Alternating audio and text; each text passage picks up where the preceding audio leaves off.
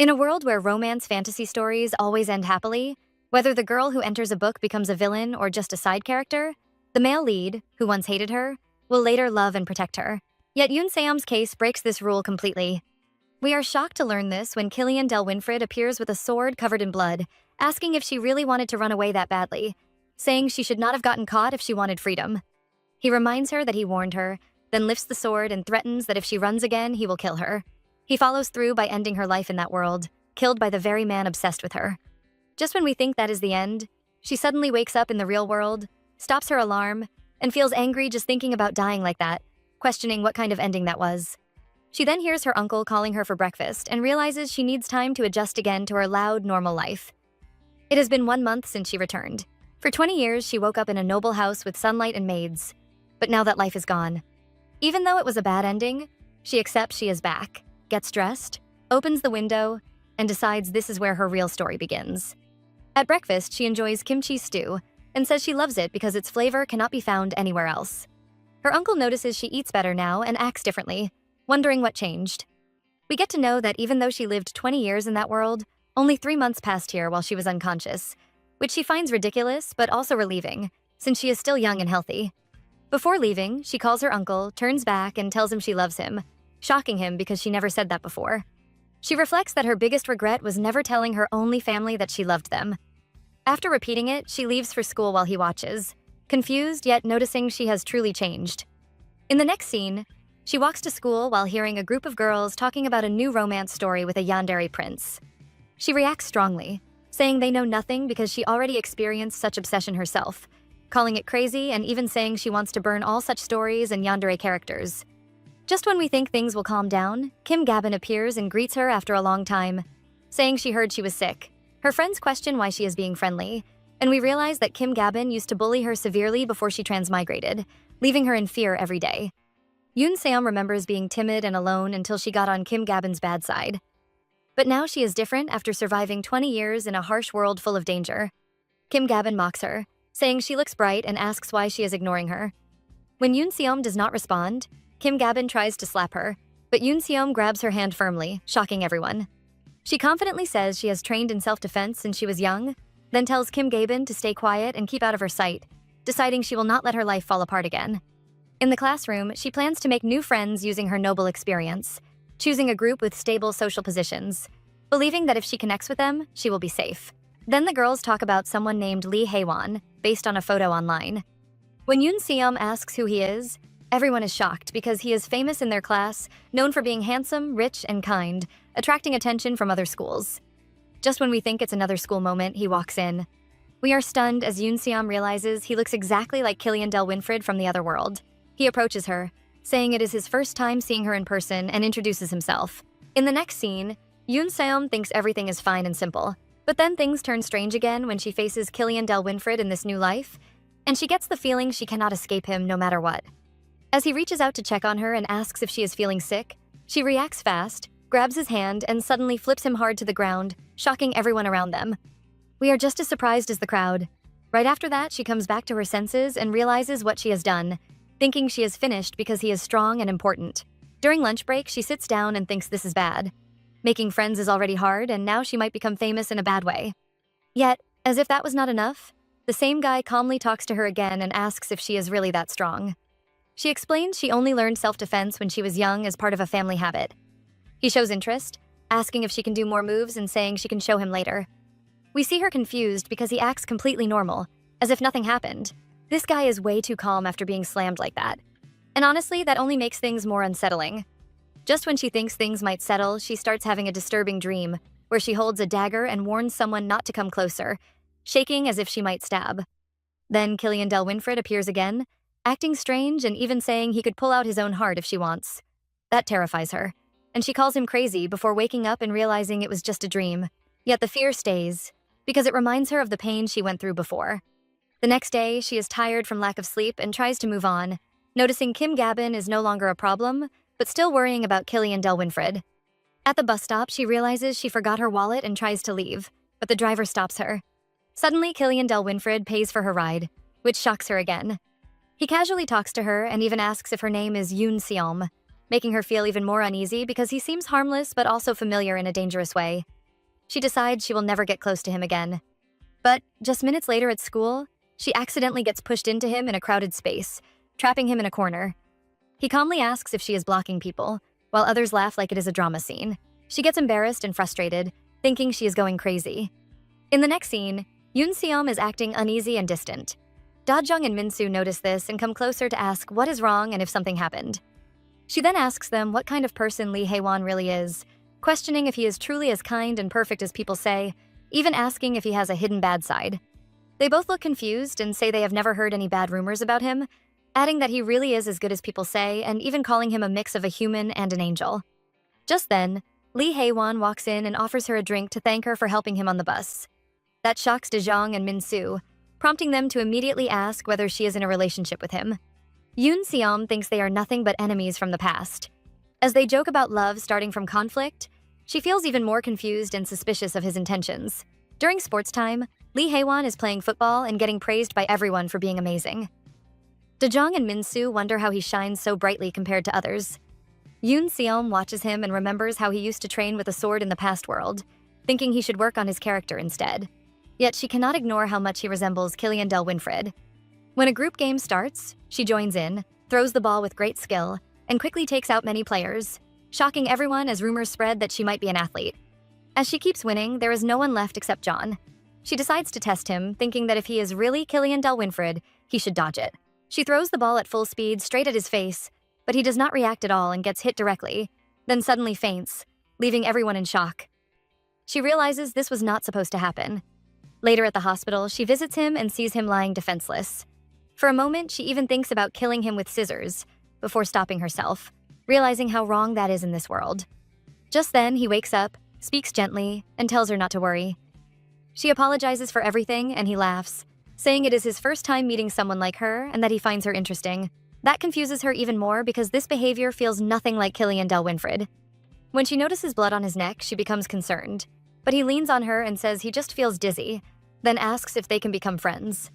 After leaving, she keeps thinking about how kind he seems, yet why she still feels uneasy. Then she remembers those exact same words, because she was the one who once asked Killian Del Winfred to be friends. Everything feels like it is repeating again. In the next scene, she's taken back to her memories from when she first transmigrated into the book. Her life at that time was calm and simple because she was not the main heroine and had no link to the tyrant crown prince. She believed she would never get dragged into the main story. Because of that, she had no fear when she saw a thin, wild boy with no name wandering in her family's backyard. She gently reaches out her hand, asks to be friends, and offers him a coconut. He immediately drinks it excitedly, but she quickly tells him to stop because it is not good. Yet he keeps drinking anyway, his eyes lighting up, before suddenly becoming alert again. She realizes it will take time to get close to him. Just then, the maids arrive, shocked to see her with the boy, asking what she brought home. One says he must be a war orphan and should be sent away. But when they try to take him, he resists strongly and refuses to go, surprising them with his strength. She insists on keeping him, even saying she will talk to her father about it, determined to protect him. Now, she reflects on that moment and realizes how naive she was, thinking she picked up a harmless cat when, in truth, it was a tiger cub with something dangerous inside. She makes up her mind that in this life she will not let him slip away and will uncover what kind of person Lee Hae-won truly is. 1 month passes, and yet Yoon Seom is constantly watching Lee Hae-won at school, studying his every action. The result only confuses and irritates her more because he acts perfectly kind in every situation, helping teachers when asked, joining games during lunch, and showing excellent skills. She compares him to the past version she knew, thinking how different he is from Killian Del Winfred, who only cared about himself.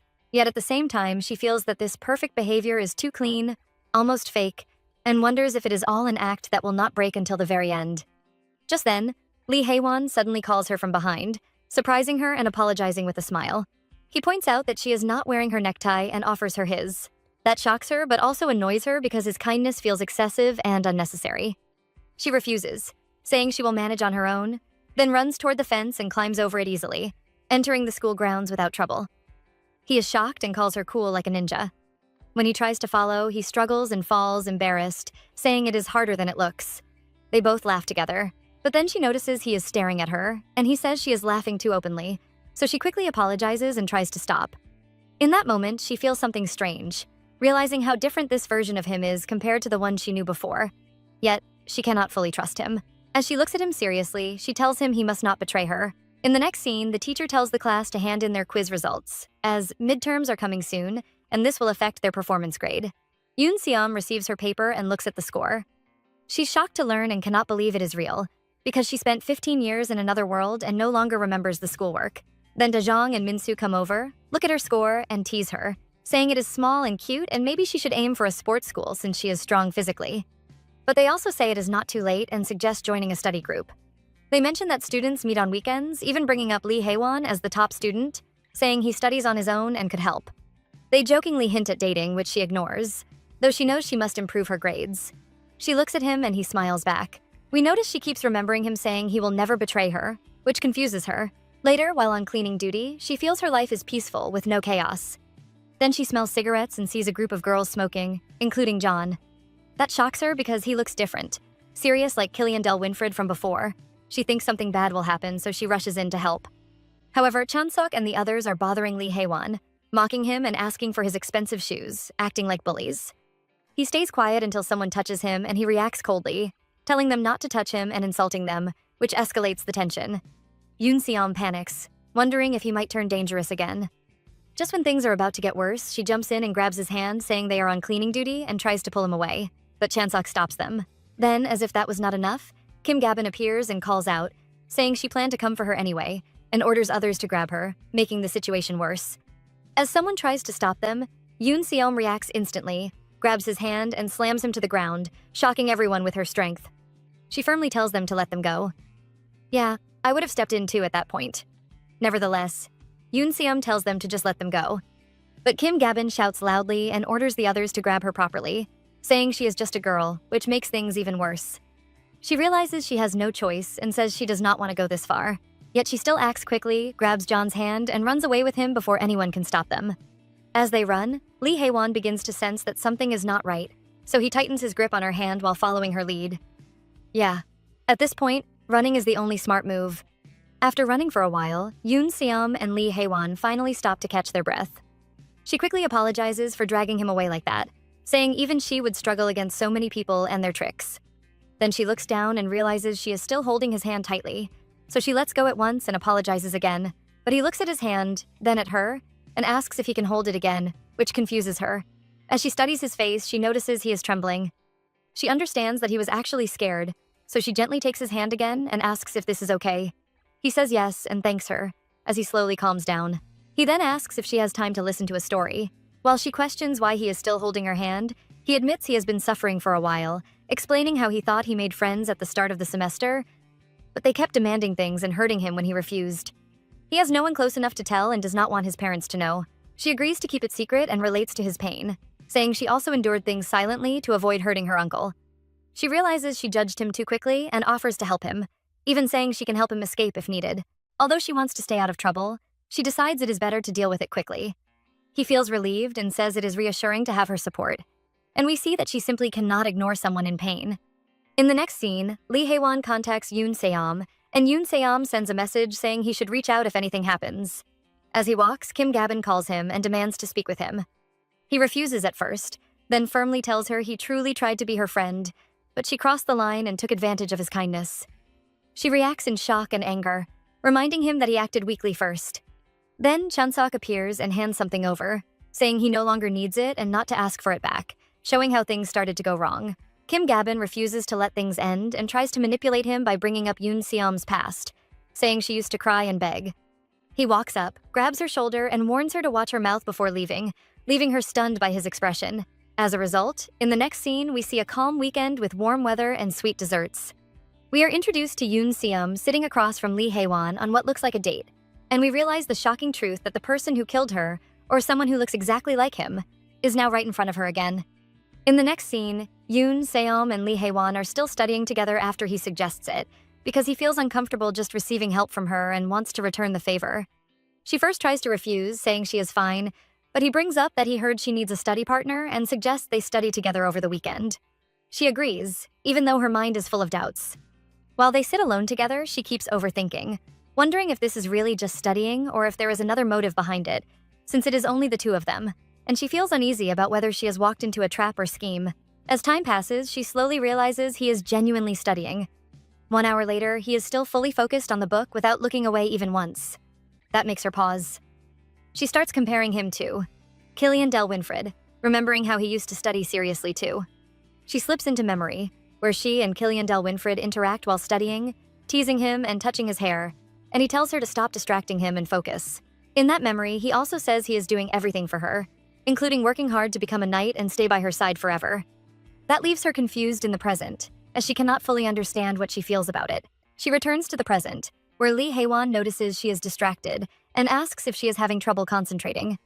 She quickly reacts, showing him several questions at once, asking for help, and even saying she might give up on math. He calmly responds and explains everything step by step, solving each problem. She is surprised because he is actually very good at teaching. She gets excited and suddenly suggests going out for dinner after studying. However, just as things seem normal, Lee Hae-won notices something outside, and Yoon Se-yeom turns to look. We are shocked to see her uncle staring at them with a very serious expression, clearly misunderstanding the situation. She panics because she told him she was only going out to study with friends. Before she can explain, Lee Hae-won immediately steps in, greets him politely, introduces himself as her classmate, and explains they are studying for the upcoming exams. He even shows her improved test score and praises her as bright and helpful, which completely softens the situation. Her uncle suddenly switches mood, invites Lee Hae-won to dinner and tells him to eat well. Lee Hae-won politely agrees and even says he can eat 2 bowls because the food looks good. Yoon Se-yeom sits there stunned, wondering how the two of them are getting along so well without her even doing anything. After dinner, Yoon Se-yeom asks her uncle why he suddenly likes Lee Hae-won so much, since he normally hates her male friends. He responds that Lee Hae-won is a decent kid, not intimidated by him at all, and that is not easy. He also says he is polite, studies well, and most importantly, he is handsome. And he likes handsome people, even saying he cannot send his niece to someone uglier than him. That leaves her confused about his strange standards. He gently pats her head and tells her to go ahead and not worry about what others think, saying he does not expect anything from John, just wants her to stay healthy and not get sick again. Yoon Se-yeom suddenly hugs him and tells him she loves him, asking if she said it today. He awkwardly tells her to stop the cheesy talk and go because Lee Hae-won is waiting. She quickly explains again that she is not dating John, and he laughs, saying he knows and calling it a cute misunderstanding. Soon after, Yoon Se-yeom returns to her room, where Lee Hae-won is waiting, and things feel a little awkward as she mentions her uncle told him to eat fruit and then leave.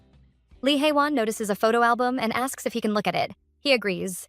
As he looks through it, he sees childhood photos and asks about them. She explains different moments, including her graduation and playful memories with her uncle. She notices he is staring quietly and intensely, making her wonder if she made things awkward. Then Lee Hae-won unexpectedly talks about his own past, saying he also lives apart from his mother and has not seen her for almost 10 years and can barely remember her face. He laughs a little, saying it feels strange to talk about it. Yoon Se-yeom immediately responds seriously, saying it must have been hard. We see her realize that Lee Hae-won also has his own life and past, not just the book character image she keeps in her mind.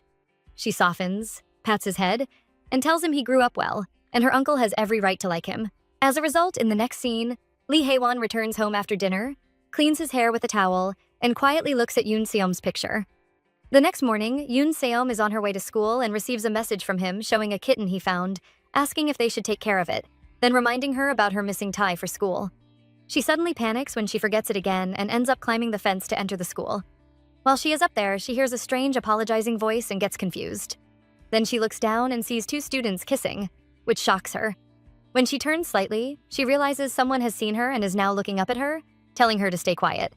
In the next scene, Yoon Se-yeom is sitting in class, still thinking about what she saw earlier, wondering what she just witnessed, even questioning if she has possessed a book again, and if this is one of those strange inside novel situations. Just when she is lost in thought, the class teacher enters and tells everyone to take their seats, announcing there is a transfer student today.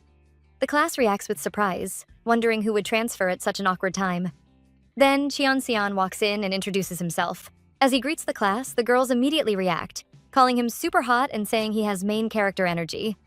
Yoon Se-yeom recognizes him as the same person she saw earlier, which makes her wonder why he ended up in her class specifically. When the teacher asks where he should sit, Cheon Se-yeon points toward a seat near Yoon Se-yeom and says he prefers it because he is tall and does not want to block others. The teacher agrees and tells him to sit next to her while switching seats with another student. As he walks over and sits beside her, he casually greets her as a peeping girl, but she ignores him completely. During class, other girls gather around his seat, asking about his height. and he confidently answers that he is over 180 and still growing, which makes them hype him up even more, saying he looks like he could be 190 and even a model. Yoon Seom internally judges him, thinking he is like a troublesome young noble from an outcast count family who brings attention wherever he goes, and she decides she should not get involved with him at all. However, he suddenly pokes her hand and calls her his partner, asking if she is not curious about anything. She refuses immediately, saying she is not interested. But he leans closer, says their first meeting was memorable, and asks why she was with that girl before, trying to drag her into conversation. Before she can respond properly, Cheon-seon suddenly pulls her closer while insisting she looks familiar and asks if they have met before. She denies it and says this is their first meeting. Yet at that moment, a cup drops and breaks and everyone turns to see that it is John. He quickly apologizes, saying his hand slipped while cleaning. Yoon Seom immediately checks on him, noticing his hand is hot, and offers to get him a broom. Meanwhile, Cheon-seon watches them and silently notices John's appearance. Lee Hae-won also looks back at him, creating a tense moment. The other girls immediately shift their attention back, asking Cheon-seon about his modeling past, and he casually confirms he was a kid model before, offering to show photos. However, as attention shifts, Yoon Seom becomes frustrated and thinks about how chaotic everything is, wishing for peace and food. Then suddenly, she hears Lee Hae-won call her name and ask if he can sit beside her. During lunch break, Yoon Seom wonders how her life suddenly turns into this mess as she sits between the cool transfer student Cheon-seon and the legendary top student Lee Hae-won. She just wants to live quietly, but somehow she keeps getting dragged into strange situations. Still, she decides food is the only thing that matters right now. Then Lee Hae-won notices her staring at the fried eggplant and says he knows she really likes it, so she should eat his portion too. She immediately admits she loves it. He then offers her yogurt, saying he is lactose intolerant anyway. She asks if he is really not going to eat it, then quickly tells him to hand it over. A moment later, he notices something on her mouth, takes out a tissue, and gently wipes it off for her. She thanks him while Dajong and Minsu stare in total shock, already convinced that something is definitely going on between the two of them. Just when Yoon Seom is about to enjoy the eggplant, Cheon-seon suddenly says he likes stir-fried eggplant too. She turns toward him, wondering what that is supposed to mean, but before she can react, he grabs her hand and eats directly from her chopsticks. He casually says, "Guys usually act like this with each other." Yoon Seom instantly thinks about ending his life, but gets annoyed instead. Lee Hae-won then steps in and tells him to tone it down because Yoon Seom looks uncomfortable. Cheon-seon says he is only joking and asks if she really feels uncomfortable, then points out that Lee Hae-won takes care of her a lot and directly asks if they are dating. Yoon Seom immediately turns red from shock and denies it, saying they are not dating at all. Cheon-seon laughs and says really, while Dajong and Minsu scream that he just dropped a truth bomb. They tease Yoon Seom for blushing so hard, while she panics and tells them not to start making weird shipping stories about them. Cheon-seon only smiles and says he is just saying things casually, but Lee Hae-won already looks irritated from the side. Later in class, Yoon Seom is exhausted when Cheon-seon suddenly walks over and hands her a drink he bought from the store. As the girls nearby stare, she briefly wonders if maybe he is not completely terrible after all. But only a few minutes later, she is kneeling beside him in punishment and immediately realizes he is absolutely a jerk. 30 minutes earlier, Yoon Seom and her friends are walking when they see the dean scolding Cheon-seon for not wearing a necktie. The moment he notices her nearby, she instantly tries to escape before the dean sees her too. She awkwardly tells Da-jeong and Minsu that she suddenly wants to buy something from the store, even though earlier she claimed her stomach hurt and she was not hungry. The girls call her out immediately. But before she can escape, Cheon-seon rushes over, calls her partner, grabs her shirt collar jokingly, and loudly points out to the dean that there is another violator right there. As a result, both of them end up kneeling in the dean's office together. Cheon-seon laughs and admits he snitched, because it would be boring getting punished alone. He keeps talking nonstop and even asks if he can lean on her arm because it hurts. Yoon Seom angrily tells him to stay quiet because she is already annoyed enough. In her head, she thinks that if this were the old world, his neck would already have been broken. Still, he keeps talking and suddenly brings up the rumor about her and John, saying people probably already think something is going on between them. Yoon Seom gets irritated and asks what is so fun about gossiping over other people's business, also telling him it is weird to act familiar with someone he barely knows. Cheon-seon looks genuinely surprised by her reaction, and silently thinks she is more interesting than he expected. Right then, the dean yells at them to straighten their arms properly. Both of them quickly apologize and promise to behave. As if that was not enough, Lee Hae-won suddenly arrives at the dean's office and politely greets him. Yoon Seom and Cheon-seon both stare in shock. The dean asks why he is there, and he calmly explains that Yoon Seom borrowed his necktie yesterday and forgot to return it, so he asks if he can take the punishment in her place. The dean scolds him lightly for lending out ties, but admits he is usually well-behaved, so he cannot really get angry at him. Yoon Se-eom and Cheon Seon both look completely stunned, while Lee Hae-won apologizes politely and promises to be careful next time. He then asks if he and Yoon Se-eom can return to class together. The dean immediately agrees. Lee Hae-won stretches out his hand toward her, and she instantly gets up happily before leaving with him. Behind them, Cheon Seon sits there in disbelief, wondering how such an obvious lie actually works. He tries sneaking away too, but the dean catches him immediately and orders him back down. Cheon Seon groans that this is the worst, while Lee Hae-won quietly looks back at him and smiles. At that moment, Cheon Seon realizes exactly what is happening and silently decides that if this is how Lee Hae-won wants to play, then it is officially game on.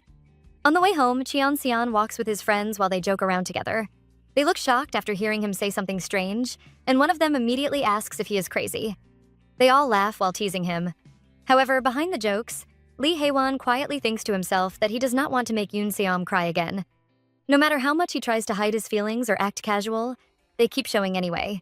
He wonders how he is supposed to stay calm while watching her from afar. Then suddenly, a flower vase falls from above, right in front of them. Cheon Seon and his friends look completely stunned and ask where it even came from. He looks up toward the source in confusion. Meanwhile, back at school, Yoon Se-eom receives her test paper and realizes her score is actually really good. She thinks thankfully John's tutoring helped a lot, because he was always excellent in academics back in the academy too. Feeling grateful, she decides she should properly thank him by asking him to hang out later. However, when she asks, Lee Hae-won apologizes and says he cannot make it today because he has to go home early. Yoon Se-eom looks surprised because she never even imagined he would reject her invitation. He explains that he really wanted to go but cannot today, then quietly says he hates leaving like this before telling her he will see her next time. She notices he looks a little down as he walks away. At first, she tells herself she is not disappointed at all because she only sees him as a good person now. But then she suddenly realizes something scary. Maybe she really is disappointed because Lee Hae-won rejected her. That thought alone shocks her, because she spent so long being afraid of him. Cheon Seon overhears everything from nearby and quickly walks over, asking if she should just hang out with him instead. Yoon Se-eom completely ignores him and walks away, deciding she would rather go to the arcade with her friends. Cheon Seon stands there, stunned after being so badly ignored, and shouts after her, calling her partner and promising she will eventually end up hanging out with him. Yoon Se-eom immediately rejects that idea in her head and leaves. Later at the arcade, she spends time with Da-jong and Min-soo when Cheon Seon suddenly appears again and challenges her to a quick game. She instantly refuses and asks why she would ever play with him. He starts provoking her and asks if she is scared. That works immediately, and she accepts the challenge, saying that if she wins, he must stop calling her his partner. Cheon Seon agrees, but adds that if he wins, she has to call him a partner too. He smugly asks if he should handicap himself by using only one hand, or maybe even give her free points.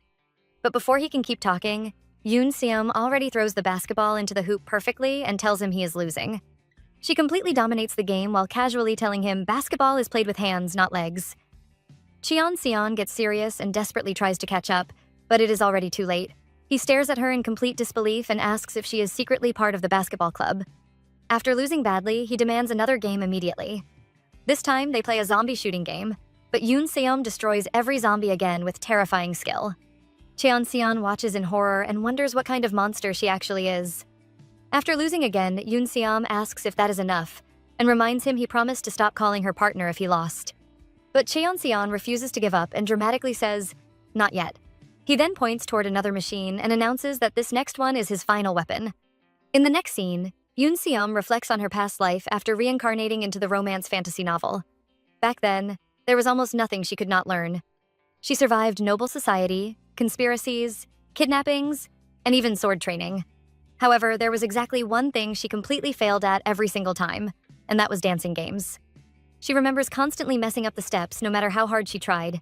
Now back in the real world, she realizes she still completely sucks at them. The moment she steps onto the machine, she trips over her own legs and nearly falls. Cheon Seon watches in disbelief and realizes she actually has something she is terrible at. He laughs and offers her a hand, but she refuses, telling him she is completely fine before telling him to just go play instead. Moments later, people start gathering around Cheon Seon. Everyone goes crazy watching him play because his movements are unbelievably smooth, jumping, ducking, and kicking perfectly to the rhythm. The crowd keeps growing as he continues to get perfect scores one after another. Yoon Se-eom watches in annoyance because he seriously never messes up at anything. After finishing, he casually winks at her. causing the girls nearby to instantly start blushing. She can only think about how he always shows off wherever he goes. He then walks back toward her proudly and asks if he did well. She reluctantly admits that he did. Another girl approaches him, says he is really good looking, and asks for his number. Yoon Se-om notices he completely ignores the girl and instead asks her if she wants to go play air hockey. More girls begin whispering and staring at them, one assuming Yoon Se-om must be his girlfriend, while another says there is no way because she looks too ordinary. Yoon Se-om hears every single word and awkwardly thinks she should probably leave. Surprisingly, Cheon Seon shuts the girls down immediately, saying he already came with someone. He casually places his hand on her shoulder and tells the girls they should hang out another time. Yoon Se-om instantly slaps his hand away and warns him to watch where he puts his hands. I would have smacked him too. Later, the two end up playing multiplayer dance mode together. Cheon Seon patiently explains that beginner mode is easier and tells her to just follow the rhythm slowly, one step at a time. Yoon Se-om seriously focuses because she finally wants to become good at least one thing. He watches her closely, explaining that she should not step too hard because the game still registers soft taps. Slowly, she starts improving and excitedly realizes she is finally getting the timing right. But just when she thinks she has figured it out, she accidentally stomps directly onto Cheon Seon's foot. She panics and apologizes while asking if it hurts badly. Cheon Seon suddenly covers his mouth and starts laughing so hard it almost looks painful, asking how she even managed to cross all the way into his side of the machine. She gets embarrassed and asks again if his foot is okay. He jokingly tells her that if she is really worried, she can blow on it for him. She goes speechless for a moment before telling him to stop being ridiculous. Cheon Seon finally admits defeat and says she unexpectedly did better than he thought, even telling her she looked pretty cool while playing. Yoon Se-om becomes suspicious and asks what exactly he wants from her. He quietly wonders why she keeps pushing him away, then honestly admits that hanging out with her like this is actually really fun because it's been a long time since he's spent time with someone. Afterward, Dajong and Min-soo join them and suggest going to karaoke together. Yoon Se-om agrees because despite all the painful memories from her past life and how lonely her current life used to feel, today somehow feels warm and fun. At karaoke, Cheon Seon grabs the microphone dramatically and announces there is now a special performance from a former celebrity. Then he starts singing, and everyone immediately realizes his singing voice is unbelievably terrible.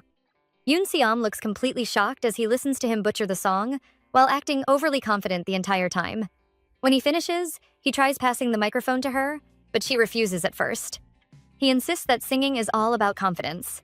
Eventually, she gives in and starts singing one of her uncle's favorite songs. The room suddenly quiets because her voice is surprisingly beautiful. Even Cheon Seon looks stunned. Dajong and Min-soo immediately start praising her and joking that she sings better than an actual celebrity. Min-soo then excitedly suggests they all sing together for the next song. For the first time in a very long while, Yoon Se-om feels genuine happiness spending time with people like this. However, at that same moment, Lee Hae-won keeps calling her phone again and again, but nobody answers. The call eventually goes straight to voicemail, and somewhere else, Lee Hae-won sits on the floor alone with bloodstains on his shirt. In the next scene, Lee Hae-won is inside his father's office. His father is angry again and asks why he keeps going around without thinking, saying everything is becoming more and more messy because of him. Lee Hae-won quietly listens without speaking. Then his father suddenly calls him over. He looks at him, but the man immediately snaps and tells him not to look at him with those disgusting eyes. Lee Hae-won quickly apologizes and lowers his gaze, then responds that those eyes are exactly what he learned from watching him. That only makes things worse. His father suddenly slaps him and calls him a lucky bastard, before asking if he even understands how disgusting his eyes are. Lee Hae-won calmly asks what he should do then, even suggesting he could just rip them out. That attitude only annoys the man further.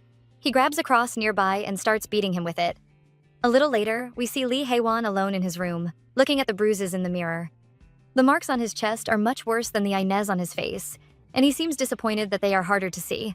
He bitterly thinks that God must really love that man, because it is too easy for him to get away with everything. He then wonders why things always become difficult only when it comes to Yoon Se-om. After that, he changes his clothes, lies on the bed, picks up his phone, and sends a message telling someone to get the thing he asked for. The next day at school, Yoon Se-om starts wondering why Lee Hae-won is late, since he has never been absent before.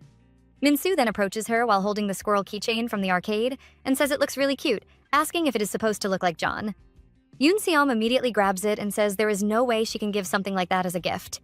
Then Cheon Seon suddenly appears beside them and asks what kind of strange creature it is.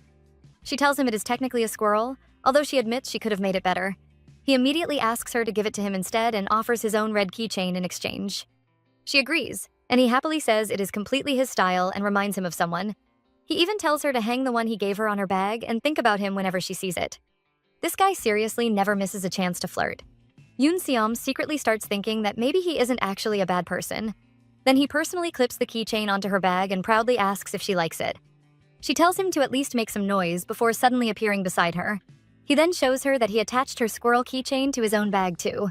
After that, he says they should all hang out again this week before the school festival gets busy and even suggests board games. Yoon Seom then says they should invite Lee Haewon too this time, but the teacher reveals that Lee Haewon did not come to school because he had caught a cold. She immediately gets worried because he called her last night and now is not answering.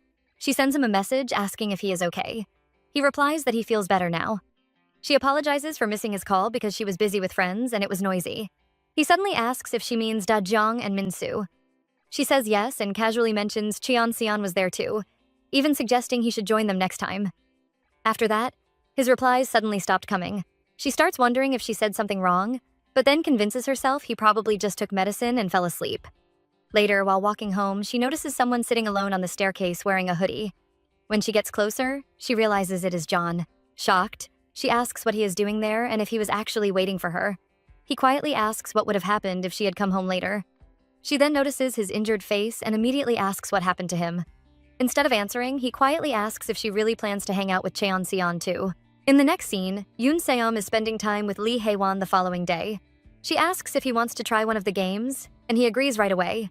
After finishing, he admits that it was really fun because he had never gone to an escape room before. Yoon Seom keeps noticing that something feels strange about him today. Whenever she asks what is wrong, he avoids answering properly. She still does not fully understand what is happening, but she decides to just go along with it for now because he feels completely different from usual. She then remembers how this whole thing started. Earlier, she asked if he wanted to hang out like normal people do with friends, even suggesting they go to the arcade together, as she does with the others. However, the moment she saw how bruised and beaten his face looked, she immediately asked if he should not get treated first. But he told her he wanted to spend time with her right now, and honestly, she could not say no after seeing the way he looked at her. Soon, they enter the game building, and the receptionist welcomes them before explaining that a room just became available. Then, the worker asks if horror is okay for them. Yoon Seom is immediately shocked because, out of every possible theme, it just had to be horror. Once the game begins, they are told the setting is a closed ward in 1968. Yoon Seom looks over and sees Lee Haewon tied up as part of the game's setup, while the instructions explain that they must help a restrained patient escape and uncover the secrets of the closed ward. She quickly walks over and starts undoing the restraints. At first, she wonders if she should just break them apart, but he tells her that is probably not allowed, explaining that the staff member mentioned there is a hidden key somewhere in the room and suggesting they search instead. Yoon Seom immediately realizes she is way too scared to move around alone. Even after surviving political fights, dangerous monsters, and terrifying situations in her past life, this kind of horror still scares her badly. While searching, she keeps muttering to herself, asking where the key could possibly be since this is only the first checkpoint. Suddenly, he slips and falls onto the couch. She rushes over in panic, asking if he is okay, and he quickly brushes it off, saying it is only a cough. Later, they somehow escape the restraints much faster than expected. He explains that he heard her scream, ran toward her, and the restraints suddenly loosened. Yoon Seom becomes suspicious because when she checked earlier, they felt extremely tight. Still, she decides that it is not the important thing right now because the room is much scarier and more realistic than she expected. Then he quietly asks if she wants to hold his hand the same way she held his before. She instantly refuses and says she will pass. He teases her by saying it is not even that scary. A few moments later, she completely grabs onto his entire arm like a frightened cicada and screams at him not to move because it feels like something is about to jump out at them. He becomes speechless while she clings to him tightly. Then he points to a nearby cart and says it looks similar to the machine mentioned in the group hints. She nervously agrees and suggests they go back and double-check the desk clues first. However, while looking around, she suddenly spots something hanging upside down and screams so loudly that Lee Haewon immediately rushes toward her. She jumps directly onto him from fear, causing both of them to fall onto the bed together. She quickly apologizes while still hugging him tightly and asks what that thing even was. He gently tells her that if she is scared, he will protect her. But then she suddenly realizes his heartbeat is pounding just as fast. She places her head against his chest and figures out he has been scared the entire time as well. She softly asks if he was actually terrified too. He quietly admits nothing, but when she asks how long he plans to stay like this, he calmly answers that he will stay there until she finally calms down. In the next scene, Yoon Seom and Lee Haewon finally leave the escape room and begin walking home together. He quietly looks at the photo they took together earlier. She asks if he had fun since it was his first time trying an escape room. He says yes and thanks her for spending time with him. She admits she had fun too, even though her heart almost exploded from fear the whole time. As she looks at him, she realizes he seems completely calm now, and she starts wondering if she is the only one feeling nervous after everything that happened earlier. It was her first time being that close to a guy in real life. She also realizes she still cannot fully understand him. Sometimes he suddenly gets extremely close to her, and then moments later acts completely normal again as if nothing happened.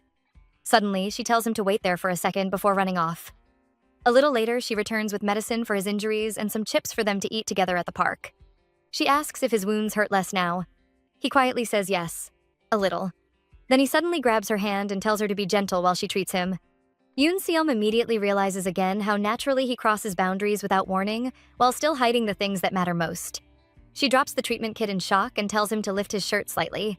Once she sees the bruises properly, she immediately realizes those injuries were never caused by school bullies. Nobody from school could do something like this. She asks how he expected her not to notice. While spraying medicine on the bruises, she scolds him for staying quiet about it, saying that if she had known earlier, she would have treated him more carefully today. He calmly answers that there was no point in saying anything, since it would only make people worry about something that cannot be fixed immediately anyway. Yoon Seom then tells him that he keeps putting walls around himself without even realizing it. At first, she thought he was simply kind and friendly toward everyone, but now she understands he is actually the kind of person who is difficult to get truly close to.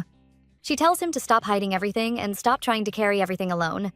She softly admits she might be overstepping, but seeing him hurt and hiding it honestly worries her. Then she smiles and tells him it is okay to lean on her sometimes. While sitting together, Yoon Seom suddenly tells him that sometimes being around him feels like being with a doll. He looks confused and repeats the word doll back to her. She explains that despite how tall and strong he looks, he gets pushed around way too easily because he lacks technique.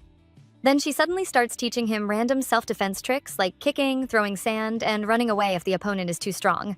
She even jokingly calls running away Joseph's secret technique. Lee Hae-won quietly laughs as she watches her seriously explain everything. She immediately complains and asks why he is laughing because she is being serious. She reminds him that from PE class alone, she knows he is not physically weak, so she wonders if he is just bad in real situations. He then asks her to continue teaching him and even calls her Master Yoon Seom. She becomes embarrassed and says he already relies on her too much. He asks if that is really a problem. She quickly tells him not to make that expression again. Confused, he asks which expression she means. She explains it is the face that makes her want to give him everything. He laughs and repeats her words teasingly, asking if she really wants to give him everything. At that point, she completely gives up trying to argue with him anymore. Later that night, in her room, Yoon Seom receives a text from him asking if she has slept yet and why she is still searching for escape room places online. She replies that she is eating apples her uncle prepared and tells him there are still many left. He then says they should go again sometime, just not tomorrow. She realizes he is seriously enjoying all this time together. She admits today was really fun and starts thinking that next time she should bring him to the arcade too. She even decides she wants to win another plush toy that looks like him because the current keychain hanging on her bag is too ugly. However, when she checks her bag properly, she suddenly realizes the keyring is gone. Confused, she wonders if she dropped it somewhere earlier. At the same time, in the next scene, Lee Hae-won is alone in his room. The missing keyring is lying on the floor beside him, and without hesitation, he slowly steps on it. Lee Hae-won as he falls into a strange state, holding the keyring and pressing it down on the floor with his foot. He thinks about another version of himself who will do something like killing, and he wishes she would pity him, just so she would look at him one more time. At the same time, he remembers her words telling him not to hide his fear and not to handle everything alone. He feels she has become stronger now. As he presses harder, he feels that same familiar feeling building inside him. But he tells himself he must stop this time. Then the scene shifts to a sparring match between Lee Hae-won and Neville, where Lee Hae-won loses again and admits she beat him. She gets confused and checks him, asking when he got hurt, and he keeps saying it is nothing. She does not accept it and tries to make him take off his shirt to check. They struggle over it until he stops her hand and tells her to stop. She tells him he is stronger than her now and brings up their past, saying she used to protect him when they were younger, but now things have changed. And she feels like she is the one resting on his shoulders in memory. She tries to question him further, but he avoids it, saying training is over and she gets frustrated and overwhelmed. Then the scene breaks and she wakes up, realizing it was a dream. She wonders why she is having dreams like this and thinks maybe she should have acted differently back then, but then tells herself it does not matter anymore because that version of Killian Del Winfred is gone and is only a former friend now. As if that was not enough, the scene shifts again, and we see her and Lee Hae-won suddenly sharing a kiss, leaving her completely shocked and wondering how everything ended up like this. In the next scene, the sports festival is about to begin. In class, the teacher asks anyone who wants to nominate someone for an event to raise a hand, starting with girls' basketball. Cheon-seon immediately nominates Yoon Seom, calling her a true basketball player. Yoon Seom is shocked because it feels like she is being dragged into everything. The teacher asks if she is good, and she says yes, but she also thinks she should join something anyway. Then the teacher asks for other events, and things quickly pile up. Dejong shouts 100 meter dash and says she runs it in 10 seconds, and long jump, while Lee Haewon also adds Yoon Seom for multiple events like long jump, dodgeball, relay, and more. Yoon Seom thinks she is carrying too much and wonders if she is the only one in the class being used for everything. In the next scene, Yoon Seom is feeling exhausted in the sports tent during preparation time, thinking about how intense everything has become. Maria confronts her and asks what she is thinking about, while 3 girls appear and tell Maria to go easy on her. Maria then brings up the past and questions Yoon Seom about her relationship with John, even insulting her and calling her a loser. She also warns her that after graduation, she will be nobody, with no status or future prospects. Yoon Seom is pushed to the edge emotionally, but instead of breaking down, she responds calmly and says they should move beyond childish differences. Maria keeps provoking her, but Yoon Seom stays composed even when things get heated. However, just when the tension increases, Lee Haewon steps in and changes the situation. He suggests switching and helping her, but Yoon Seom notices his face looks slightly swollen and hurt. She asks about it, but he insists he is fine. She decides to help him anyway and brings medicine, realizing he might be hiding pain. Later, she returns from the store, still thinking about everything, saying she feels like she lost something in the situation and sensing that things are getting more complicated than she expected. In the next scene, Yoon Seom and Lee Haewon are trapped inside the room after someone locks it from the outside. She bangs on the door and asks if anyone is there, but no one answers. She quickly realizes this is bad because classes are already over, and nobody will likely come near this place anymore. To make things worse, they both left their finesse outside. Lee Haewon asks who could have done this, and she immediately guesses it is probably Kim Gavin. He notices that she already knows who is behind it, while she apologizes for dragging him into this mess.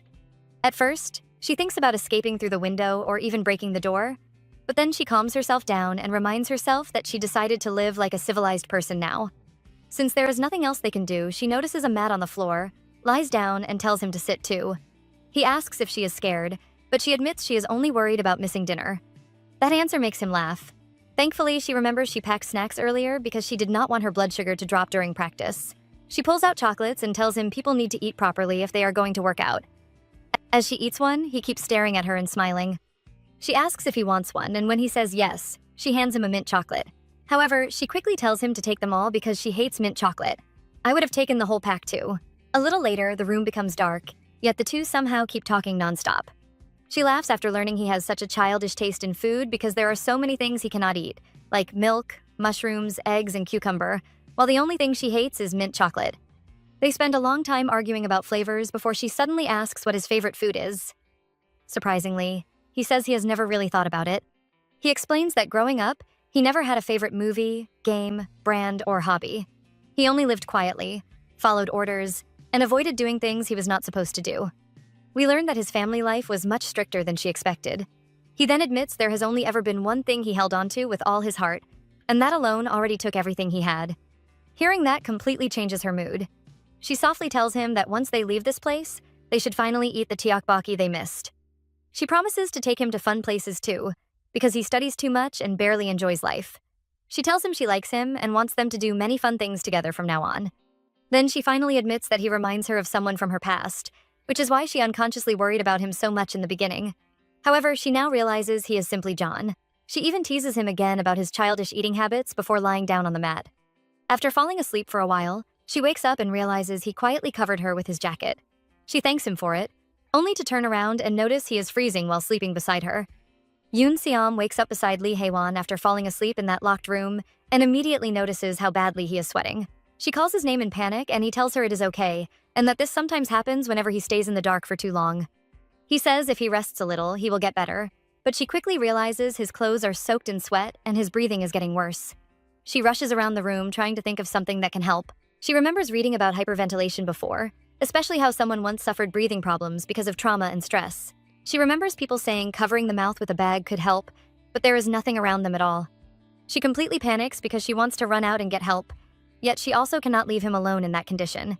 She keeps asking herself if what she is about to do is really okay, and even thinks this feels exactly like one of those cliché scenes from a webtoon. Still, she cannot think of any other way. When he finally opens his eyes again, she nervously asks if he feels better and quickly explains that she was only trying to give first aid. However, he says he feels like he is dying and suddenly grabs her neck before pulling her into a kiss. We are shocked to see that his grip becomes so strong that she cannot even push him away. The kiss keeps going for a long time, and she starts wondering if this is even helping him breathe at all, because instead she keeps getting pushed backward until she falls onto the bed with him over her. She notices the pain on her lips and realizes he must have kissed her too hard because he lost control. Just when we think things cannot get any more intense, he suddenly collapses on top of the bed and falls asleep without saying another word. In another scene, we see Cheon Seon sitting at the club, feeling irritated because everything suddenly feels boring to him. He complains about having a headache and tells everyone they should just hang out without him today. One of the girls grabs his hand and asks what's been wrong with him lately, since he barely spends time with them anymore since transferring schools. She admits she was really happy when he came to their school, but now he is always busy hanging out with Yoon Seom instead. He casually responds that he already hung out with her on the first day, and even got caught by classmates because of it. The girl gets annoyed and says that barely even counts as hanging out before slapping his hand away. She tells him he feels as light as paper and wonders why she expected anything from him in the first place. Her words remind him of Yoon Seom because he starts thinking about everything she once told him, especially how strange she was for never spreading rumors about anyone, even after hearing things. He remembers her saying she does not even know what kind of person he is yet, so going around acting close to people is weird. That memory clearly stays in his head because he suddenly wonders if he should try harder to make her fall for him. The girl beside him gets confused and asks what nonsense he is talking about, but he simply says she would probably be disappointed in him anyway. He decides to leave. Right before walking away, she angrily calls him a jerk and points out that he still does not even remember her name. The sports festival finally begins, and the whole class is completely fired up. Kang Minju already feels tired just watching everyone scream with excitement.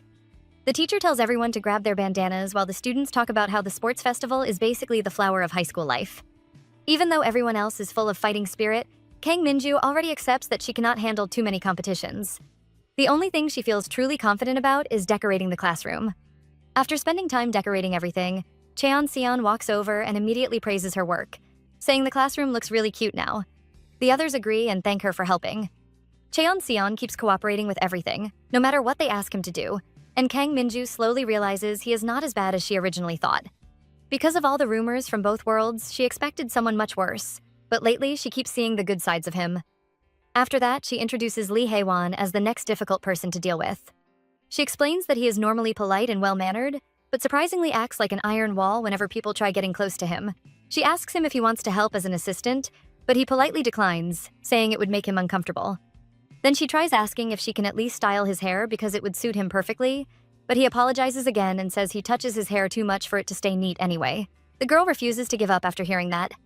Having read romance novels for years, she believes she understands this type of guy perfectly. So instead, she drags Yoon Seom over and forces her into a chair, saying she should do John's face painting instead.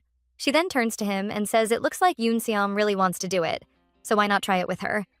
To Yoon Seom's shock, he actually agrees. The others instantly start teasing them while clearly enjoying the atmosphere. But the moment she realizes she now has to stand close to him, she panics and runs away immediately, blurting out that she suddenly remembered she promised to help the basketball team with practice before escaping before anyone can stop her. The second she reaches the field, she realizes there is nobody there at all. She is not actually running from practice. She is running from Lee Hae-won himself because she still cannot forget what happened after they got locked together in that storage room. Yoon Seom keeps remembering that night over and over again. After the security guard finally found them the next morning, both of them explained the situation, and luckily, the misunderstanding ended there. Still, her uncle had panicked the entire night, worrying about her. The real problem started after that.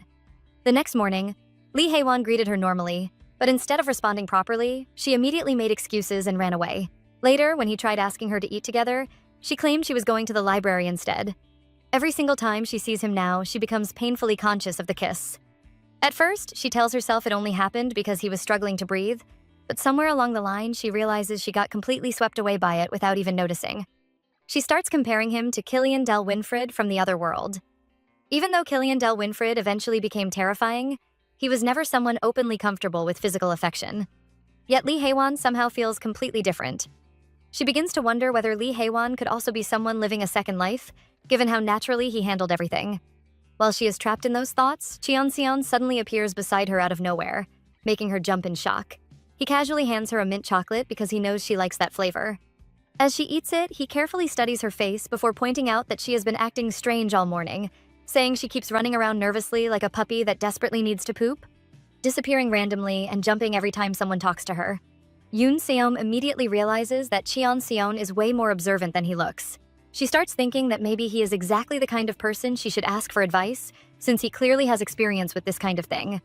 After making him promise not to tell anyone, she awkwardly admits that she accidentally kissed someone and now cannot act normally around him anymore.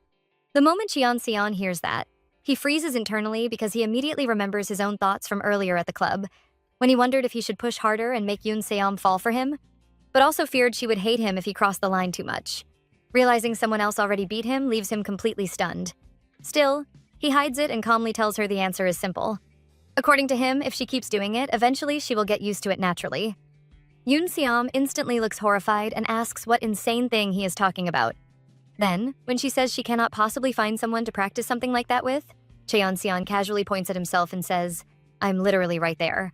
After Yoon Seom tells Cheon Seon everything about the accidental kiss with John, he goes completely speechless and does not even know how to react at first. Then he suddenly says maybe she will get used to kissing if she practices more. She immediately calls him insane and asks what she would even do with practice like that. He then leans closer and tells her she already has someone right here, asking if she wants to practice with him because he is apparently a pro at it. Yoon Seom instantly laughs and slaps him, calling him a little brat for flirting like that. He quickly apologizes while she warns him to stop messing around with girls. Then she tells him she already knows he does not even enjoy acting like that with people. He asks how she knows, and she explains that even though he hangs around many girls, he never really looks happy doing it. She says he is just acting like a social butterfly around everyone. After hearing that, he quietly blushes and starts wondering if his feelings are becoming dangerous. In the next scene, Yoon Seom helps her class win during basketball practice, and all the girls lift her up while calling her the MVP.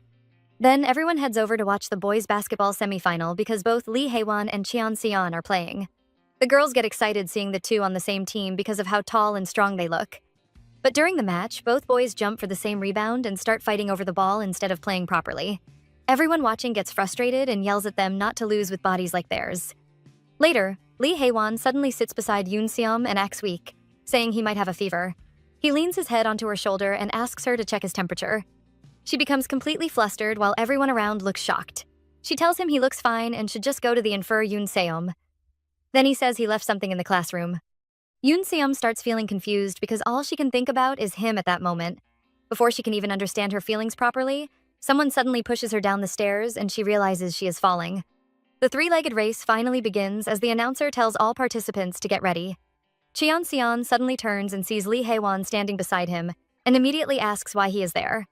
Lee Haewon calmly tells him he really did not know that the two of them are partners for the race. Cheon Seon instantly loses his mind and calls it complete nonsense because he was supposed to be paired with Yoon Seom instead. Lee Haewon explains that the pairs were changed because Yoon Seom already had too many events to participate in, so he took her place. Cheon Seon stares at him in disbelief and says, "This is seriously creepy." "Do you really want this badly?" Lee Haewon asks him if he is disappointed that he cannot race with Yoon Seom anymore. Cheon Seon smirks and says he actually wants to show him something.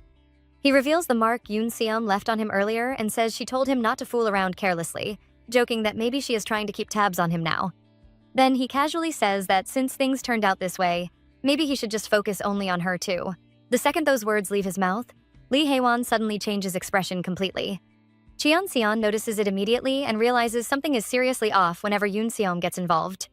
Lee Haewon quietly mutters that Yoon Seom really grew up a lot, since she used to be so tiny before. Cheon Seon becomes confused because he has no idea what he is talking about. Still, he realizes that Lee Haewon looks completely normal most of the time, but when Yoon Seom comes up, he becomes twisted in a way that's hard to understand. Before he can think deeper about it, Lee Haewon suddenly shoves him onto the floor and ties both of their legs together himself. Cheon Seon yells at him for moving suddenly, and asks when he even managed to tie their legs. Lee Haewon simply apologizes and says someone keeps making him lose focus. Then he smiles as he stares down at him on the floor. The race itself becomes a complete mess because the two cannot move in sync at all. In the end, they somehow still manage to win after one of them starts carrying the other, because piggybacking is apparently allowed in the race rules. Meanwhile, over at the girls' dodgeball finals, Yoon, Seom, Minsu, and Dajong proudly make it to the last match.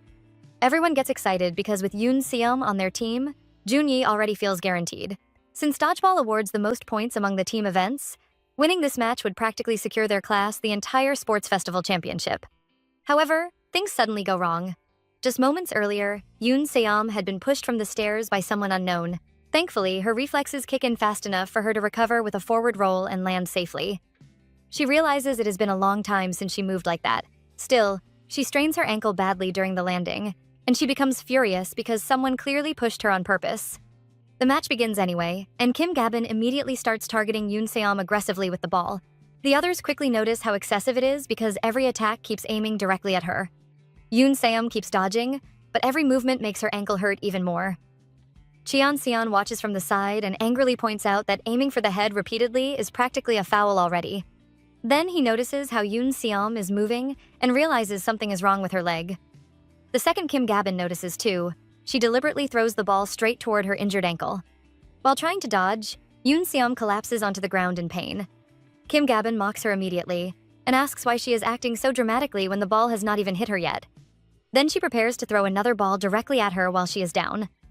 Yoon Seom tries to move, but her leg refuses to cooperate. Right before the ball reaches her, Lee Haewon suddenly jumps in front of her and takes the hit himself. Kim Gabin freezes in shock, wondering why he is even there. He immediately tells everyone to pull Yoon Seom out of the game because she is injured. The girls panic because without her, they feel like they will definitely lose. Some of them even beg her to hold on until halftime before getting substituted. Even while clearly hurting, Yoon Seom still tries to say she can continue playing a little longer. But before anything else can happen, Cheon Seon suddenly interrupts and says they should check John's condition first, before worrying about the game. At that point, Lee Haewon finally snaps completely. He tells everyone to cut the crap and asks if they can't see that Yoon Seom is hurt. He angrily says that if winning matters that much to them, he will somehow make sure they still win. But right now, Yoon Seom is going straight to the nurse's office. Without hesitation, he picks her up in his arms and carries her away while everyone watches in complete shock. The students quietly realize it is their first time ever seeing Lee Haewon lose his calm like that. Cheon Seon watches him leave and quietly says that now Lee Haewon is finally dropping that perfect fake mask too. In the next scene, Lee Haewon and Yoon Seom are both at the school clinic after the dodgeball incident. Yoon Seom sits quietly on the bed as he carefully rubs medicine onto her injured leg. We immediately get to know that she is still completely shaken, because when he suddenly carried her away earlier, she became so surprised that she kept shouting she was fine and could still continue playing. But he ignored all of that and simply told her to stay still. As she watches him now, she realizes this is the first time she has ever seen him make such a sharp expression before. She starts wondering if he is angry because she has been avoiding him lately. Then he softly calls her out and asks why she tried to endure the pain when she was obviously hurting so much. He reminds her that she was the one who told him not to hide things and to lean on her when he needed help. She quietly asks if he is mad at her, but he immediately tells her he could never be angry with her and that he is only worried. Hearing that makes her apologize for making him worry so much. At the same time, she starts panicking internally because her heart begins racing again. After thanking him for treating her injury, she quickly tries to escape by saying she will just return to the classroom and rest there instead. But before she can leave, he stops her and tells her to wait. While standing by the door, she freezes as he slowly walks toward her and asks why she has been avoiding him this whole time. She realizes running away from things never suited her anyway, so she finally turns back and decides to face everything properly. Nevertheless, Yoon Seom honestly admits that what happened in the storage room embarrassed her far more than she expected. Even though it started as a rescue situation, she simply could not face him afterward. But Lee Haewon quietly responds that to him, it was still a kiss. She becomes completely shocked when he admits it was actually his first kiss. The second she hears that, she realizes she accidentally hurt this beautiful guy, and she immediately starts thinking she is the worst person alive. Then she remembers that if it counts as a kiss for him, then technically it was her first kiss in this life too. After hearing that, he gently smiles, holds her hand, and asks if she hates kissing him. She instantly denies it, and he softly pushes further by asking what the real problem is, then. Deep down, she realizes the truth is actually the complete opposite, because she liked it far more than she expected. While holding her hand, he lightly kisses it and tells her she has to take responsibility now since it was his first time. She becomes speechless and starts wondering if things even work like that. But at the same time, she finally understands something important. The person standing in front of her is not Killian Del Winfred. He is truly John. Their memories, feelings, and everything about them are completely different. Looking back now, she cannot believe she ever confused the two of them. Little by little, she realizes she has started caring deeply about Lee Haewon himself. Then she suddenly pulls him closer and says they should try it one more time, because this is not some old romance novel where people need permission for every little thing. She even thinks that maybe, if she still does not fully understand her feelings, it is okay to figure them out naturally instead. Then she kisses him first. As they kiss, he pulls back slightly while holding her close, and she asks why he is laughing. He quietly tells her they will never understand how it truly feels unless they do it properly. Then he gently tells her to close her eyes. She listens, and the moment she does, he steps closer again and kisses her once more. The next day at school, the class teacher congratulated everyone for winning the overall championship at the sports festival. The entire classroom instantly turns into a celebration as pizza and drinks are placed on every desk. He happily tells everyone to eat as much as they want, and the whole class cheers loudly. Even though Yoon Se-um had to sit out most of the events because of her injury, the class still managed to take first place overall. Someone suddenly jokes that all the pizza should honestly be piled onto Lee Hae-won because he practically carried the class himself. Min-soo immediately remembers how he completely lost his cool during the dodgeball match, shouting about taking Yoon Se-um away instead of caring about the game. Daejong admits she did not fully realize it back then because everything became chaotic so quickly, but after that moment, he seriously played every remaining match like a monster and dragged the class straight to Junhee. Hearing all that, Yoon Se-um admits she was shocked too, because she never expected him to go that far. Suddenly, everyone gathers around her and demands answers. Daejong immediately asks what exactly is going on between her and Lee Hae-won now. Yoon Se-um instantly blushes as the memory of their kiss hits her again. This time, she was even the one who kissed him first. While sitting there eating pizza, she starts overthinking everything and wonders whether they are officially dating now. She questions whether she should just wait for him to confess properly or if she is simply being delusional. Then she glances at him as he talks to his friends and suddenly realizes, once again, how ridiculously handsome he is. More than anything else, the calm and gentle way he says her name keeps replaying in her head. The moment their eyes meet, he points toward her lips. She instantly panics and internally assumes he wants another kiss right there in class. But instead, he simply walks over and gently wipes pizza sauce off her lip before quietly telling her he got it. She awkwardly thanks him while the entire class stares at them. At that point, she honestly thinks her fantasy would have been less embarrassing than this public moment. Meanwhile, Cheon-seon sits nearby watching the whole thing before sighing and calling it annoying. In the next scene, Kim Gabin and her friends look through photos of Lee Hae-won carrying Yoon Se-um during the sports festival. They are shocked because the pictures are already spreading through all the class group chats. Some of them even start joking that Lee Hae-won and Yoon Se-um must already be in the talking stage. Kim Gabin completely ignores them at first, but the others continue teasing her and point out how strange it is, since there has never been a rumor that Lee Hae-won has gotten close to girls before. Some people even used to think he was gay. They directly ask Kim Gabin what she plans to do now, since everyone thought she had something going on with Lee Hae-won first. One of them even cruelly jokes that maybe it was all one-sided. Then another girl notices Yoon Se-um in one of the photos and realizes she used to be Kim Gabin's little errand girl before her entire vibe changed recently. They laugh about how Kim Gabin somehow lost someone like that. Finally, Kim Gabin completely snaps and slams her hand down angrily while telling them to shut up. Right then, someone suddenly appears behind her. She turns around and freezes after seeing Lee Hae-won standing there. He politely asks her friends to step away for a moment, and they do so quickly. The second they are alone, she asks what he wants to say. But instead of wasting time, he immediately accuses her directly, saying she was the one who hurt Yoon Se-um during dodgeball. She instantly denies it and asks what Yoon Se-um's injured ankle has to do with her. He calmly points out that he never even mentioned it was her ankle in the first place. The moment she realizes she exposed herself by accident, she becomes terrified because his entire presence suddenly changes into something cold and frightening. As he slowly steps closer, she stumbles backward and falls to the floor. Then he picks up a glass bottle, grabs her ankle tightly, and coldly tells her that, before trying to break someone else's leg, she should have thought about the possibility of the same thing happening to her instead. In the next scene, Lee Hae-won suddenly raises the glass bottle and acts as if he is about to smash Kim Gabin's leg with it. She becomes completely terrified and trembles on the floor. But at the very last second, he intentionally misses and slams the bottle onto the ground between her legs instead. The loud crash shocks her completely. He coldly tells her that he will not warn her twice and orders her never to show herself in front of him again. He demands an answer from her while staring directly at her shaking body. She stays completely silent out of fear. After that, he simply turns around and walks away. The second he leaves, she finally regains her breath and calls him a lunatic. In the hospital, a psychiatric specialist named Hong Gil-dong, who speaks with Lee Hae-won during an appointment. The doctor asks if he has been having episodes lately and advises him to avoid narrow or closed spaces whenever possible. Lee Hae-won calmly responds that nothing like that would happen unless someone locked him up again. Then he politely asks if he can leave already. However, the doctor continues questioning him, wondering if he is still seeing hallucinations or feeling disconnected from himself. After staying quiet for a moment, he apologizes and says none of that makes sense because something like that should not even be possible. He insists he is completely fine now. But while looking through his medical reports, Hong Gil-dong quietly admits to himself that he still cannot understand what is truly happening inside him. As Lee Hae-won leaves, we get to know that he no longer needs illusions anymore because now the real person is standing beside him again. In both this life and the previous one, he remains completely blinded by Yoon Se-yeom. Then the story suddenly flashes back to his former life, where we see him covered in blood after killing a man.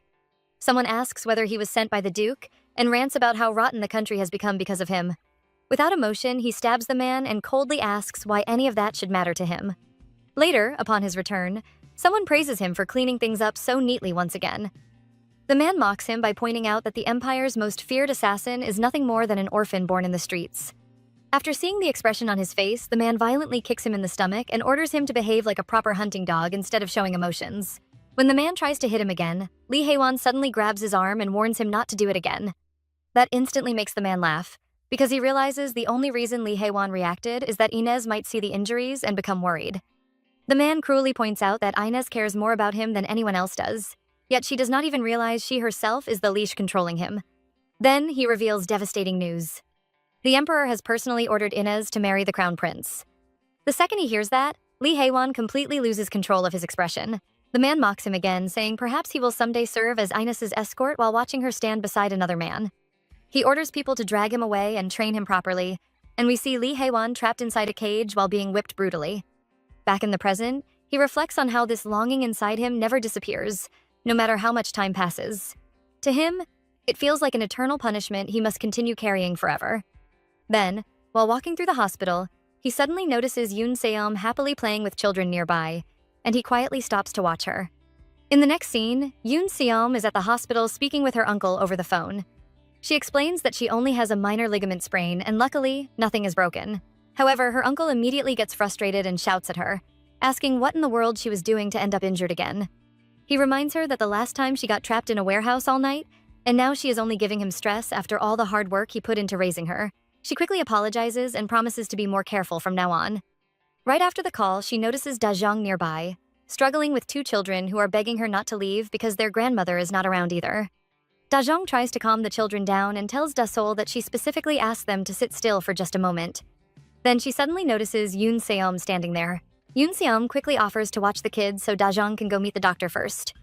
The doctor calls Da-jong's name just then, so she reluctantly accepts the help and explains that she still has to visit their grandmother afterward. Yoon Se-yeom tells her not to worry and assures her she can take as much time as she needs. After Da-jong leaves, Yoon Se-yeom cheerfully turns toward the twins and asks if they are ready to have some fun. At first, they look surprised, but she quickly remembers that in her previous life, she practically raised Killian Del Winfred in the novel, so she already has plenty of experience caring for children. However, only a few minutes later, she becomes completely exhausted and realizes why so many parents just hand fines to their kids nowadays. Taking care of twins feels like difficulty level 999. She honestly starts respecting Da-jong even more because handling them every day looks impossible. Then she suddenly hears her name and turns around to see Lee Hae-won walking over while waving at her. He explains he only came for a routine checkup and asks about her ankle. She reassures him that the doctor said she will be fine, then immediately grabs his hand and asks if he is busy. A few moments later, the twins drag both of them into a pretend family game while arguing over whether the pink or red Power Ranger is stronger. Lee Hae-won gently tells them not to fight, but Da-sul immediately scolds him, saying he should address her properly as his wife. He surprisingly plays along and apologizes to her by calling her Mom, which completely catches Yoon Se-yeom off guard and makes her laugh because she has never seen him look so flustered before. Soon enough, the children try to drag Yoon Se-yeom into their argument too, but instead of picking a side, she suddenly performs a backflip and a spinning kick right in front of them, while claiming she is secretly an undercover Power Ranger. The twins instantly explode with excitement and beg her to do it again. But before she can continue, Lee Hae-won picks them both up and reminds them that her leg still hurts and she needs rest. Then he distracts them by offering ice cream, which instantly works. After returning with ice cream, the twins eventually fall asleep beside them.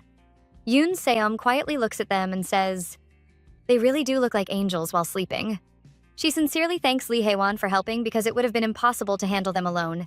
He calmly tells her she is the one who worked hard. While sitting there, she slowly realizes she has begun to feel comfortable around him. Even though he usually keeps his distance from everyone else, he always makes time for her requests and is always the first person to help whenever she is struggling. Deep down, she understands this kind of care is special and not something he gives to everyone. That realization makes her heart race, because this quiet, ordinary romance is exactly the kind of life she always wanted, both in this world and the previous one. But then reality suddenly hits her again because they are still technically not dating yet. Right when she starts wondering when he plans to confess properly, he suddenly tells her there is something important he needs to say. She immediately panics internally, assuming he is finally about to confess. However, before he can continue, Dajong suddenly returns and thanks both of them because everything worked out well. She is surprised to see Lee Hae-won there too. Yoon Seom immediately reassures her it was not any trouble at all and offers to help again anytime she needs it. Afterward, Yoon Seom and Lee Hae-won leave together, while Dajong quietly hugs Da-seul and gently asks whether that strange man frightened them at all. In the next scene, Yoon Seom is trying on different outfits while Kang Minju watches her closely. She steps out wearing her most expensive clothes and nervously asks if it looks good. However, Kang Minju immediately looks disappointed. Yoon Seom quickly realizes something is wrong and asks if it looks bad. Kang Minju then complains that every single outfit she owns is dull, oversized, and gloomy, and cannot believe Yoon Seom only owns pants. She reminds her that this is supposed to be a date, yet none of her clothes even look romantic. Yoon Seom suddenly realizes she has a serious problem because almost everything she owns was bought by her uncle. She secretly wanted to look special today because she keeps remembering what happened after the hospital visit. On their way home that day, she happily talked about how adorable Da-seul and Damon were and admitted she already missed them. Then, while saying goodbye, she thanked Lee Hae-won for dropping her off safely and told him he worked hard today. But right before leaving, he suddenly stopped her and asked why he was not getting a reward too. She became confused and asked what reward he meant. He reminded her that she gave Da-seul loan earlier for behaving well, and since she also said he worked hard, he deserved one too. Then he held her hand, making her instantly blush while realizing this guy keeps leveling up every single day. When she nervously asked if he wanted to choose his own reward, he simply told her to meet him this weekend. That memory alone is enough to make her panic now. So she desperately asks Kang Minju what she should do. Kang Minju proudly tells her she already expected this reaction and immediately pulls out a huge collection of makeup and beauty products from her bag. Yoon Seom becomes shocked at how prepared she is. Kang Minju casually explains that if someone says it is a date, then of course she has to take it seriously. After that, she immediately starts styling her while making her try cute, sporty, and even sexy outfits. At one point, Kang Minju completely loses it and says Yoon Seom looks adorable in literally everything, calling her a baby squirrel while joking that it is no wonder Lee Hae-won fell for her. Honestly, Kang Minju was working harder than the actual couple at this point. Later at the cinema, Yoon Seom stands there nervously after getting fully dressed up and starts wondering if she overdid things. Because what if Lee Hae-won does not dress up at all? But the moment she sees him, she instantly relaxes because he also clearly went all out. He looks so handsome that girls nearby immediately begin whispering and wondering if he is secretly a model, some even joking that he looks like he escaped from an idol training center. Soon enough, one brave girl approaches him and openly asks for his number while admitting he is exactly her type. Yoon Seom internally panics because she already expected situations like this would happen eventually. However, before she can react, Lee Hae-won calmly apologizes and says he already has a girlfriend. Hearing that instantly shocks her because they are not even officially dating yet. Then he suddenly notices her standing nearby, waves her over, and places his hand on her shoulder while asking when she arrived. He admits he was so nervous that he showed up 30 minutes early. The girls quickly realize what is happening and awkwardly leave. Yoon Seom internally screams because if he says he has a girlfriend, then that girlfriend must apparently be her. Right after that, he softly tells her she looks really pretty today and compliments both her hair and dress. She blushes and compliments him back, even joking that he might actually be prettier than her. Then he teasingly asks if she likes handsome guys. She awkwardly admits it is definitely a plus, although internally she knows he is obviously way beyond just handsome. Then he asks what else she likes because he wants to become the kind of person she likes. Instead of giving a complicated answer, she simply tells him she already likes him exactly the way he is right now. Hearing that completely stuns him into silence. For probably the first time in his life, someone is not asking him to become something useful, perfect, obedient, or beautiful for them. Everyone else always wanted him to fit into some role, but Yoon Seom simply accepts him as himself. For a moment, he finally feels like he can breathe. Inside the cinema, while watching the movie together, Yoon Seom starts remembering how she never dated anyone in her previous life, even though she constantly read romance webtoons and novels.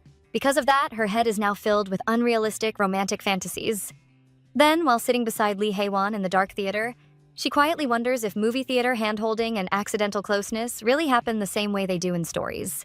In the next scene, Yoon Seom sits beside Lee Hae-won inside the movie theater while secretly panicking to herself. She keeps wondering if first dates at the cinema really lead to skinship the way romance comics and web novels always show it.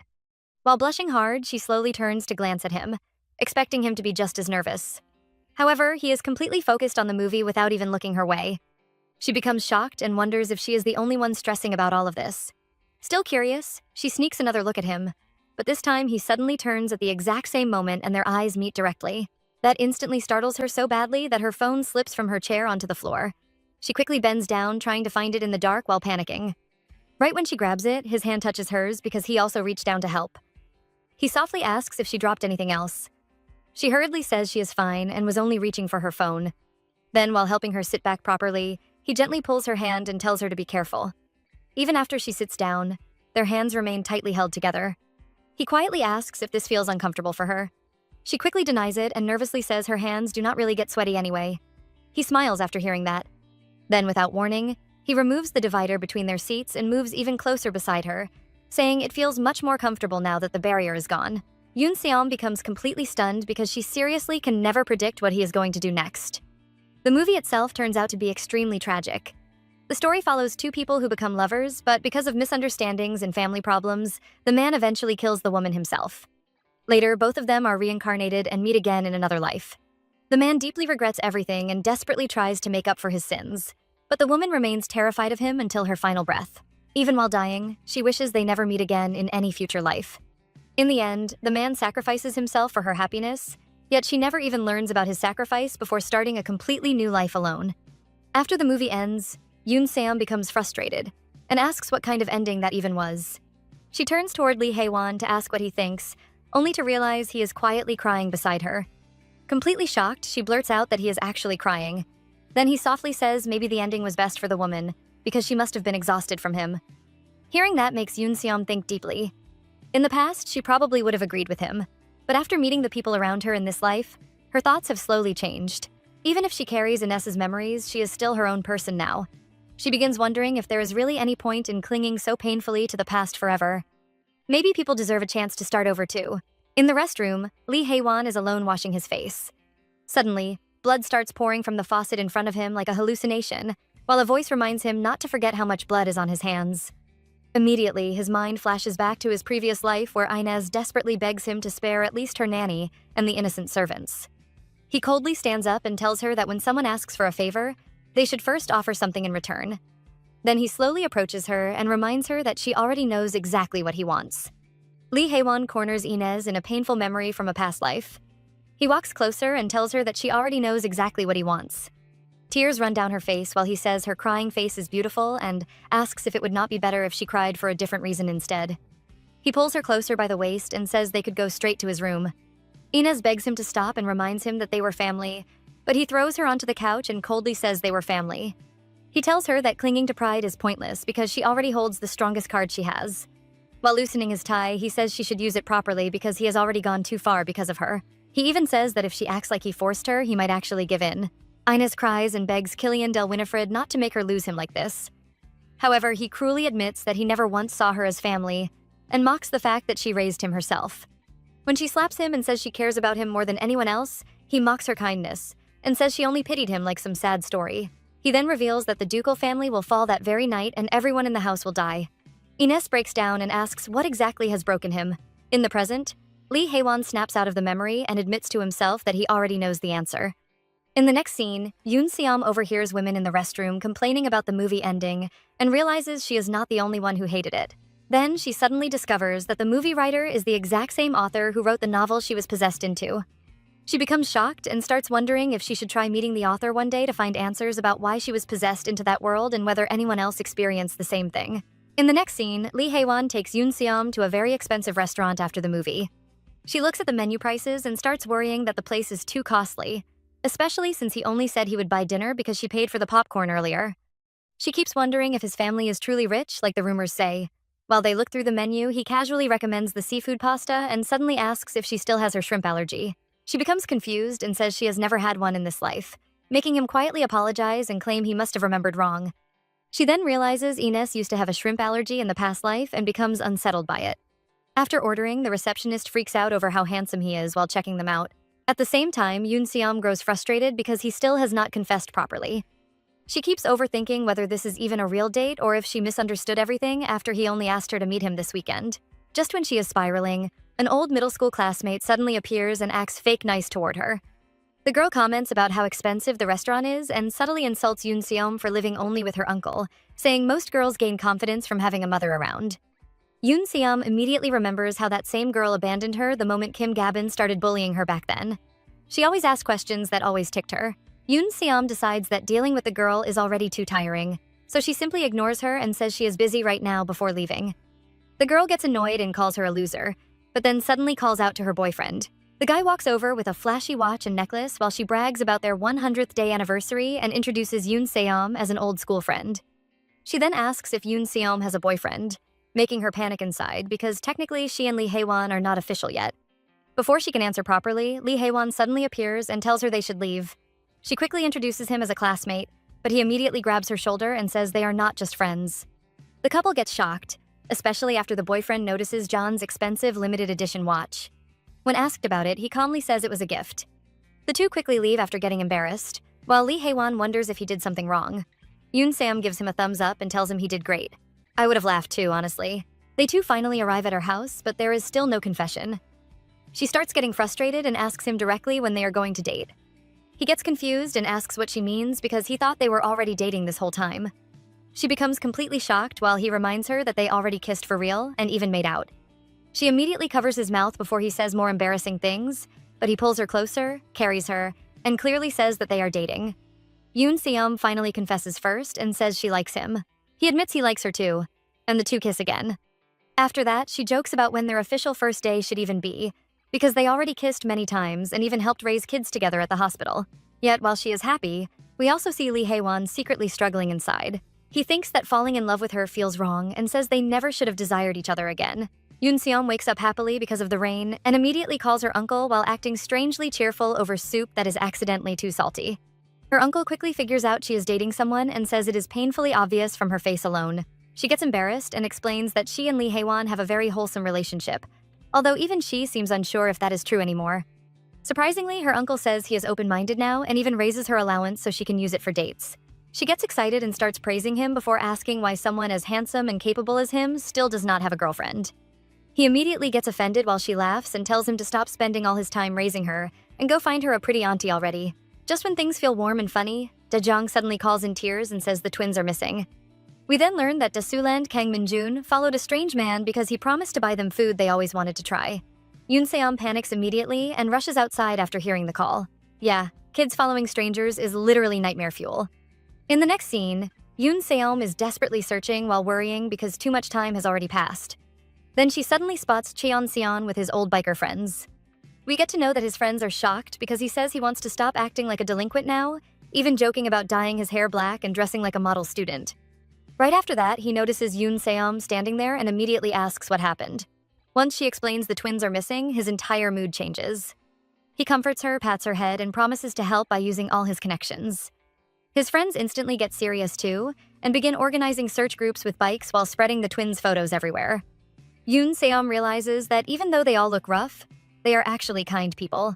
At the same time, she notices again how dependable Cheon-seon really is, and for the first time since the call, she finally starts feeling a little reassured as he tells her to come with him so they can find the children together. Cheon-seon, Yoon Seom, and Daejong all shout Kang Min-jun and Da-seol names while running around searching.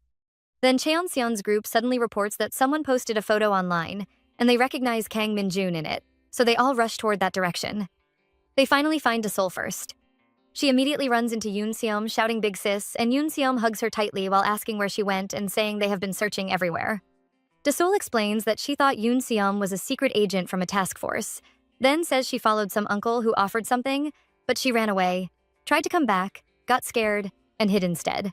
She cries and begs them to please find Kang Min-jun. Cheon-seon steps in and calmly talks to Emma, introduces himself as Yoon Seom's class friend, and asks her to help them locate Kang Min-jun. Da-seol agrees and says it feels like a ranger team. Cheon-seon decides to leave her with Daejong and goes with Yoon Seom to search for Kang Min-jun directly. Later, they reach a storage building where Cheon-seon insists they do not wait for police and goes in, while Yoon Seom is told to stay behind to guide police later, even though she tries to follow. Inside, they find a dangerous group and Cheon-seon pretends to cooperate while secretly sending his friend Jun to distract them by singing, which causes confusion. Cheon-seon finds Kang Min-jun, introduces himself as Da Jong's friend, and convinces him to leave. But the situation escalates when the group realizes what is happening and tries to stop them. He orders Jun to take Kang Min-jun and escape while he holds them back alone. He gets attacked and thrown down. At that moment, Yoon Seom arrives with backup and warns them not to touch Cheon Seon, and a fight breaks out. Soon after, police arrive and arrest the group. Everyone thanks each other after the rescue, while Yoon Seom quietly reflects that she could have handled it herself if she had needed to.